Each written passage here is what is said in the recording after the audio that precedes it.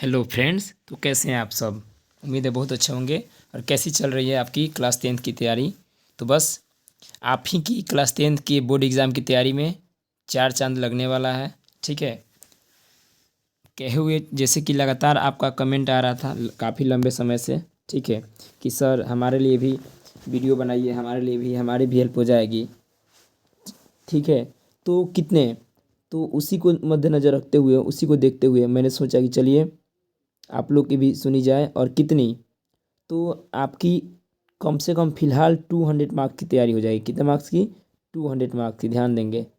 जिसमें 100 मार्क्स का साइंस, जो कि 80 मार्क्स है बेसिकली, 20 मार्क्स प्रैक्टिकल को लेकर मैं बोल रहा हूँ, तो साइंस हो जाएगा। और प्लस में आपका 100 मार्क्स का कौन सी SST। ठीक है, प्रैक्टिकल को मैं जोड़ कर बोल रहा हूँ। तो 200 मार्क्स की फ़िलहाल तैयारी आपकी हो जाएगी। ठीक है, फिलहाल मैं आपकी तैयारी कराऊंगा, आगे हो सकता है ये बढ़ जाए। ठीक है, तो आ, जल्दी से वीडियो को लाइक कर दीजिए। ठीक है, और शेयर कर दीजिए। और चलिए हम लोग देखते हैं क्वेश्चंस को। ठीक है, फिर क्वेश्चंस कैसे लगे आप कमेंट करके बताइएगा। ठीक है, इसके अकॉर्डिंग आगे बोला जाएगा, आगे इसमें और सुधार किया जाएगा। ठीक, चलिए। तो सबसे पहले देखा जाए आज का हम लोग का पहला प्रश्न। देखिए यहाँ पे ध्यान से, आज का पहला प्रश्न कह रहा है कि संतुलित समीकरण क्या है। संतुलित समीकरण क्या है और रासायनिक समीकरण को संतुलित करना क्यों आवश्यक है। सबसे पहले तो इसका जवाब देते हैं, ये वाला संतुलित समीकरण क्या है। तो समीकरण संतुलित, जैसे सपोज किए कि C+O2 है, C+O2 और तीर चिन्ह क्या है, CO2 है। देखिए यहाँ C कितना है, इक्वल है, O2 है, इधर भी O2 है। मतलब यदि तत्व का परमाणु की संख्या बराबर हो जाए, क्या हो जाए, तत्व के परमाणु की संख्या तीर चिन्ह के दोनों तरफ बराबर हो जाए, तो उसे ही संतुलित समीकरण कहेंगे। ठीक है, यहाँ ध्यान दीजिएगा। जिस समीकरण के, यहाँ लिखा हुआ है, जिस समीकरण के दोनों ओर, दोनों ओर का मतलब तीर चिन्ह के बाएं और दाएं, जिस समीकरण के दोनों ओर प्रत्येक तत्व के परमाणु की संख्या बराबर हो, उसे संतुलित समीकरण कहते हैं। जिस समीकरण के दोनों ओर प्रत्येक तत्व के परमाणु की संख्या बराबर हो, उसे संतुलित समीकरण कहते हैं। ठीक है, सिंपल एग्जाम्पल देना होगा तो क्या दीजिएगा, एग्जाम्पल में दीजिएगा C+O2। इससे आसान एग्जाम्पल नहीं मिलेगा, CO2 सबसे आसान है ये। ठीक है, और ध्यान दीजिए, और इसी में आगे कहा है कि रासायनिक समीकरण को संतुलित करना क्यों आवश्यक है। तो यहाँ ध्यान दीजिएगा, एक लाइन लिखेंगे पैराग्राफ चेंज करके कि द्रव्यमान संरक्षण के नियम के अनुपालन हेतु रासायनिक समीकरण को संतुलित किया जाता है। द्रव्यमान संरक्षण के नियम के अनुपालन हेतु रासायनिक समीकरण को संतुलित किया जाता है। ठीक है, चलिए, और वीडियो को अंत तक देखिएगा, अंत में आपको बहुत ही जरूरी बात बताने वाले हैं हम। ठीक है, चलिए दूसरा प्रश्न देखते हैं। दूसरा प्रश्न है कि विकृत गंधिता क्या है। विकृत गंधिता क्या है, तो देखिए, जो तेल एवं वसा वाले पदार्थ होते हैं ना, क्या होते हैं, ऑक्सीकरण की क्रिया से, उपचयन की क्रिया से उनमें उनका गंध जो होता है, स्वाद होता है, वो बेकार हो जाता है, अप्रिय हो जाता है, उसी को कहते हैं विकृत गंधिता। ये इसी को खाद्य पदार्थ का दूषित होना बोलते हैं। तो देखिए, तेल एवं वसायुक्त खाद्य पदार्थों का उपचयन की क्रिया के कारण स्वाद का अप्रिय होना विकृत गंधिता कहलाता है। तेल एवं वसायुक्त खाद्य पदार्थों का उपचयन की क्रिया के कारण स्वाद का अप्रिय होना विकृत गंधिता कहलाता है। इसे हम खाद्य पदार्थ का दूषित होना भी कहते हैं, और इसे ही बासी भोजन भी कहा जाता है। ठीक, अगला चेक करते हैं। अगला क्वेश्चन कह रहा है कि दहन के लिए आवश्यक शर्तों को लिखें। देखिए प्रीवियस ईयर का क्वेश्चन है, दहन के क्या लिखे, आवश्यक शर्तों को लिखें। तो सबसे पहले दहन समझ लीजिए, दहन क्या होता है। तो दहन का मतलब क्या हुआ, किसी ज्वलनशील पदार्थ का ऑक्सीजन की उपस्थिति में जलना। किसी ज्वलनशील पदार्थ का ऑक्सीजन की उपस्थिति में जलना, जलने की प्रक्रिया क्या है, दहन है। ठीक है, और दहन के लिए क्या क्या चीज़ें चाहिए, तो ज्वलनशील पदार्थ की उपस्थिति चाहिए, जलने वाला पदार्थ चाहिए जिसे हम ज्वलनशील पदार्थ कहते हैं, ऑक्सीजन चाहिए, और ज्वलन ताप, कितना टेम्परेचर चाहिए, ये तीन चीज़ें आवश्यक है। ठीक है, अगला देखते हैं। कह रहे कि दांत कितने प्रकार के होते हैं। दांत कितने प्रकार के होते हैं, इनके कार्य को बताइए, संक्षिप्त में लिख देंगे। आप बताइए, एक वयस्क मनुष्य में 32 दांत होते हैं, जो 4 प्रकार के होते हैं। कितने प्रकार के होते हैं, 4 प्रकार के होते हैं। कौन कौन, एक को बोलते हैं कतरनक, भेदक, अग्रचवर्णक तथा चवर्णक। ये आपका हो गया यहाँ तक। एक वयस्क मनुष्य में कुल 32 दांत होते हैं, जो निम्नलिखित 4 प्रकार के होते हैं। यहाँ नाम लिखा गया, कतरनक, भेदक, अग्रचवर्णक, चवर्णक। अब आप बताओ, दांत क्या करता है, भोजन को तोड़ता है, काटता है, चबाता है। तो यहाँ देखिए, दांत का कार्य देखिए एक लाइन का, ये भोजन को काटने, चबाने तथा तोड़ने का काम करते हैं। काटने, चबाने तथा तोड़ने का काम करते हैं। ठीक, याद हो जाएगा। चलिए अगला देखते हैं। अगला प्रश्न है कि पीत क्या है और भोजन के पाचन में इसका क्या महत्व है। पीत क्या है और भोजन के पाचन में इसका क्या महत्व है। तो सबसे पहले तो पीत गाढ़े रंग का, हरे रंग का होता है। ठीक है, क्षारीय प्रकृति का होता है।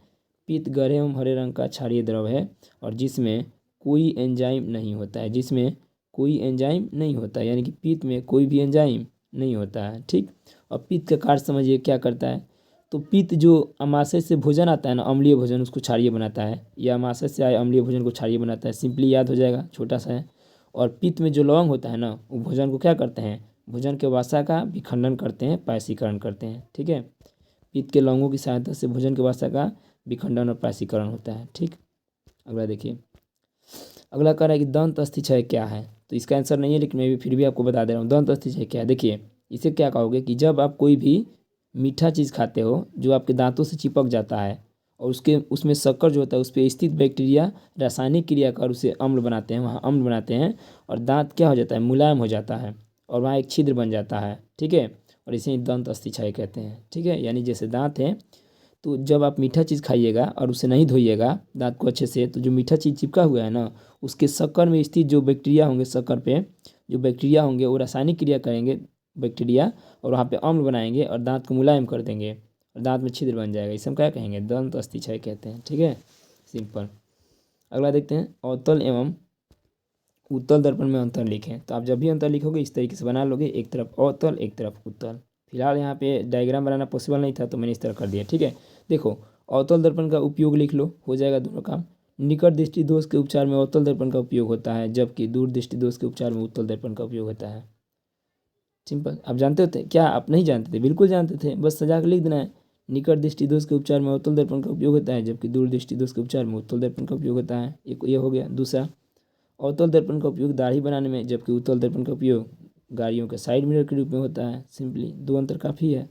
आप जब भी अंतर लिखोगे इस तरीके से बना दोगे डायग्राम, इधर अवतल इधर उत्तल, ठीक, तब लिखोगे। चलो अगला देखते हैं। अगला कह रहा है कि आपतन कोण क्या है। आपतन कोण क्या है, तो आप बताइए। देखिए फ्रेंड्स, ये आपका सपोज कीजिए कि यह एक समतल सतह है, ये सतह है कोई, ये क्या है, कोई सतह है। ठीक है, ध्यान दीजिएगा, आपको पता होगा, इजीली आप समझ पाओगे, याद भी हो जाएगा। ये एक सतह है। ठीक है, इस सतह पे एक किरण ऐसे आती है जिसे हम आपतित किरण कहते हैं, और यहाँ से परावर्तित हो गई, क्या हो गई, परावर्तित हो गई। बीच में हम क्या करते हैं कि अभिलंब खींच देते हैं, बीच में क्या करते हैं, इनके बीच में हम खींच लेते हैं अभिलंब। ठीक है, ये हो गया आपका अभिलंब हो गया, क्या हो गया, अभिलंब हो गया। तो ये आपतित किरण है। ठीक है, ये परावर्तित किरण है। ठीक है, ये आपका सतह है, परावर्तक सतह। ठीक, तो आपतित किरण, ये आपका अभिलंब है ना, जो कि 90 डिग्री के एंगल से खींचा गया है। तो आपतित किरण और अभिलंब के बीच में जो ये कोण बन रहा है ना, इसी को हम आपतित कोण, आपतन कोण कहते हैं। क्या कहते हैं, आपतन कोण, जिसे आई से सूचित करते हैं। और यहाँ पे जो एंगल बन रहा है ना, ये वाला एंगल, इस एंगल को कहते हैं स्मॉल आर, यानी परावर्तन कोण। ये क्या है, ये आपतित किरण है, ये परावर्तित किरण है, और बीच में अभिलंब है। तो आपतित किरण और अभिलंब के बीच के कोण को क्या कहते हैं, आपतन कोण, इसे आई से सूचित करते हैं। और परावर्तित किरण और अभिलंब के बीच के कोण को क्या कहते हैं, परावर्तन कोण। तो यहाँ देखिए लिखा गया है, ध्यान दीजिएगा, आपतित किरण एवं अभिलंब के बीच के कोण को आपतन कोण कहते हैं। ठीक है, जिसे आई से हम सूचित करते हैं। चलिए अगला और अंतिम प्रश्न देखते हैं, जो कि बहुत इंपॉर्टेंट है। ठीक है, यहाँ देखिएगा, ये वाला बहुत इंपॉर्टेंट प्रश्न है। कह रहा है कि पानी में डूबी हुई लकड़ी मुड़ी हुई प्रतीत होती है। क्या प्रतीत होती है, मुड़ी हुई। तो ये बेसिकली अपवर्तन का कारण है, अगर आपने पढ़ा हो तो याद होगा। लेकिन कैसे लिखोगे, तो आप बताओ। जब पानी में कोई प्रकाश जाएगी, मतलब हवा से होके जाएगी, तो हवा से होके जाएगी तो विरल माध्यम से सघन माध्यम में जाएगी और अभिलंब की ओर मुड़ेगी। इसका मतलब क्या हुआ कि जो डूबी हुई लकड़ी है वो मुड़ी हुई प्रतीत होगी। तो ध्यान दीजिएगा, यहाँ आंसर लिखा है, देखिए यहाँ पे ध्यान से। जब प्रकाश विरल माध्यम से जब प्रकाश विरल माध्यम से सघन माध्यम में जाता है तो वह अभिलंब की ओर मुड़ जाता है। अतः पानी में डूबी हुई लकड़ी मुड़ी हुई प्रतीत होती है। सिंपल, जब प्रकाश विरल माध्यम से जाता है, विरल माध्यम सघन माध्यम में जाता है तो विलंब की ओर मुड़ जाती है। इसी कारण पानी में डूबी हुई लकड़ी मुड़ी हुई प्रतीत होती है। ठीक है, तो आज की ये रहे टॉप 10 प्रश्न। आपको कुछ बताने वाले थे, तो ध्यान दीजिएगा। जो 200 मार्क्स का आपकी तैयारी चल रही है उसमें क्या करेंगे हम लोग कि 100 मार्क्स एक दिन आपको मिलेगा, क्या, साइंस का वीडियो, और दूसरे दिन आपको मिलेगा SST का वीडियो। ठीक है, पहले सब्जेक्टिव हम लोग क्लियर कर लेते हैं, फिर ऑब्जेक्टिव कर लेंगे, क्योंकि ऑब्जेक्टिव याद करने में ज़्यादा आपको समय नहीं लगेगा, आपको भी पता है। नहीं तो जैसे आप कमेंट करके बताइए कि एक सब्जेक्टिव क्वेश्चन के बाद क्या हम ऑब्जेक्टिव का सीरीज करेंगे, या फिर एक सब्जेक्टिव एक ऑब्जेक्टिव, या फिर पहले सब्जेक्टिव कंप्लीट कर लेते हैं और उसके बाद ऑब्जेक्टिव कर लेंगे। ठीक है, और कितना समय लगेगा बेसिकली, तो आप ये मान के चलिए कि हमारे लिए कितना, लगभग 30 दिन मैक्स है, मैक्सिमम 30 दिन, इससे ज़्यादा नहीं होगा। इससे कम दिन में आपको हम कंप्लीट करा देंगे 200 मार्क्स की।